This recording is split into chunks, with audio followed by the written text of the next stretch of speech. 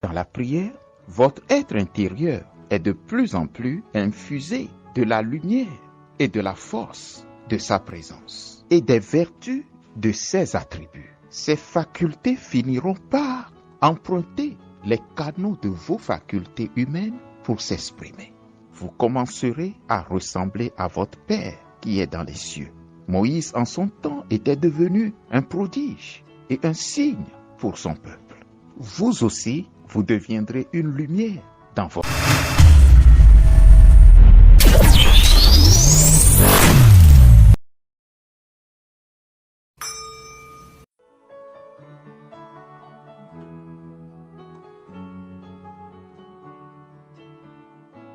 Bonjour, que la paix soit avec vous.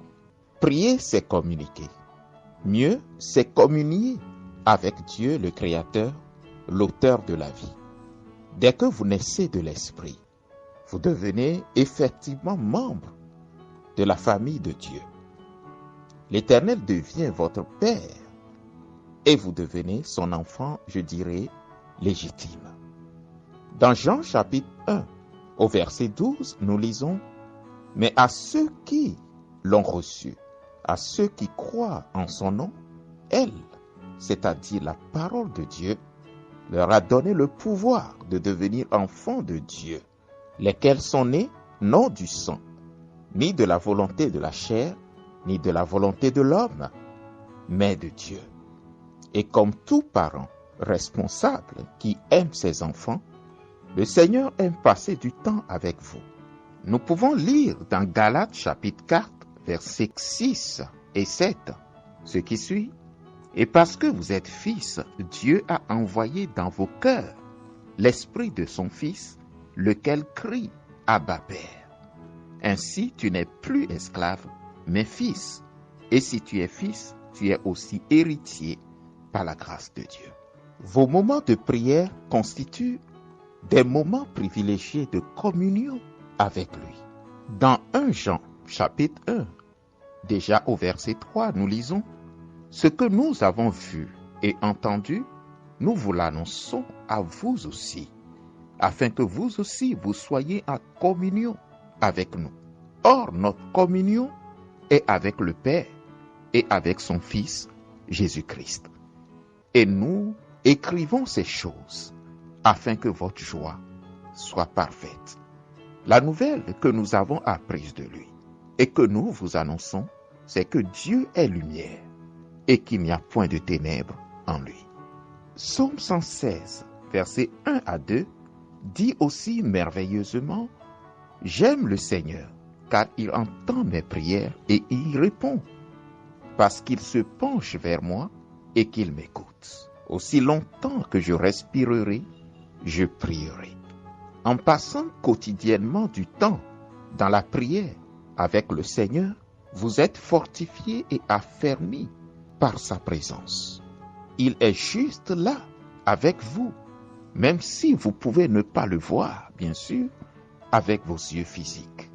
Et si je dis « il est avec vous », c'est une manière de parler. En réalité, le Seigneur est en vous. Le Christ est en vous. En passant du temps dans sa présence, vous finissez par irradier l'éclat de sa lumière. Comme Moïse, pour avoir passé 40 jours avec le Seigneur sur la montagne, la Bible dit, il apparut devant le peuple d'Israël avec un visage qui brillait comme le soleil. Au début, lui-même n'en était même pas conscient. Et à chaque fois qu'il devait parler au peuple, il devait mettre un voile sur son visage pour que son éclat n'aveugle pas ses interlocuteurs. Lisons ce récit dans Exode 34 à partir du verset 29. Moïse descendit de la montagne de Sinaï, ayant les 2 tables de témoignage dans sa main, en descendant de la montagne, et il ne savait pas que la peau de son visage rayonnait, parce qu'il avait parlé avec l'Éternel. Aaron et tous les enfants d'Israël regardèrent Moïse, et voici la peau de son visage rayonnait, et ils craignaient de s'approcher de lui.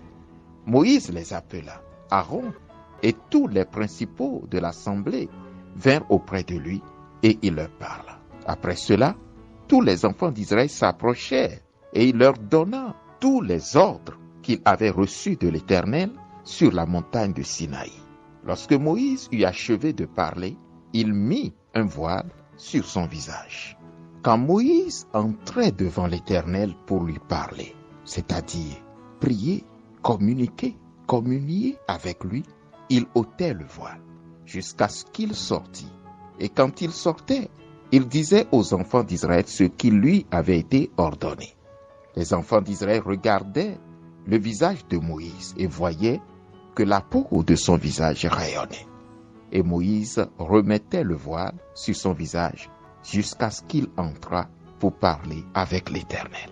Même si le visage lumineux de Moïse n'est pas le but recherché, nous voulons juste vous faire comprendre que la prière vous transforme, vous revitalise à cause de la présence bienfaisante, bienveillante, revigorante et énergisante de l'Éternel. Ce qui se passe en réalité, c'est qu'en passant du temps avec lui dans la prière, votre être intérieur est de plus en plus infusé de la lumière et de la force de sa présence et des vertus de ses attributs. Ces facultés finiront par emprunter les canaux de vos facultés humaines pour s'exprimer. Vous commencerez à ressembler à votre Père qui est dans les cieux. Moïse, en son temps, était devenu un prodige et un signe pour son peuple. Vous aussi, vous deviendrez une lumière dans votre monde. Dans Matthieu 5, verset 14, le Seigneur Jésus nous dit « Vous êtes la lumière du monde. Une ville située sur une montagne ne peut être cachée. » Ces moments de communion que vous passez avec lui dans la prière finiront par enrichir votre vie sur tout autre plan. N'oubliez pas ce que le Seigneur Jésus a dit. Cherchez premièrement le royaume des cieux et sa justice, et tout le reste vous sera donné par surcroît. Que le Seigneur vous bénisse et qu'il vous donne la paix. Si vous n'êtes pas encore abonné à la chaîne, abonnez-vous, likez, c'est très encourageant pour nous, et partagez la vidéo pour toucher le plus grand nombre. Que le Seigneur vous bénisse pendant que vous travaillez ensemble avec lui à propager le royaume de paix, de justice et le salut pour tous les hommes. À très bientôt.